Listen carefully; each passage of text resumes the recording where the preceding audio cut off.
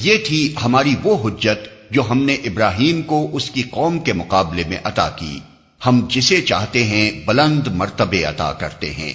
حق یہ ہے کہ تمہارا رب نہایت دانا اور علیم ہے۔ پھر ہم نے ابراہیم کو اسحاق اور یعقوب جیسی اولاد دی اور ہر ایک کو راہ راست دکھائی، وہی راہ راست جو اس سے پہلے نوح کو دکھائی تھی، اور اسی کی نسل سے ہم نے داؤد، سلیمان، ایوب، یوسف، موسیٰ اور ہارون کو ہدایت بخشی۔ اس طرح ہم نیکوکاروں کو ان کی نیکی کا بدلہ دیتے ہیں۔ اسی کی اولاد سے زکریا، یحییٰ، عیسیٰ اور الیاس کو راہیاب کیا، ہر ایک ان میں سے صالح تھا۔ اسی کے خاندان سے اسماعیل، الیسع اور یونس اور لوط کو راستہ دکھایا۔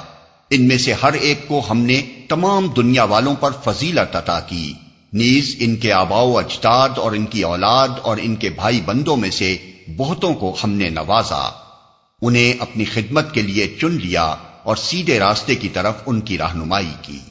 یہ اللہ کی ہدایت ہے جس کے ساتھ وہ اپنے بندوں میں سے جس کی چاہتا ہے رہنمائی کرتا ہے، لیکن اگر کہیں ان لوگوں نے شرک کیا ہوتا تو ان کا سب کیا کرایا غارت ہو جاتا۔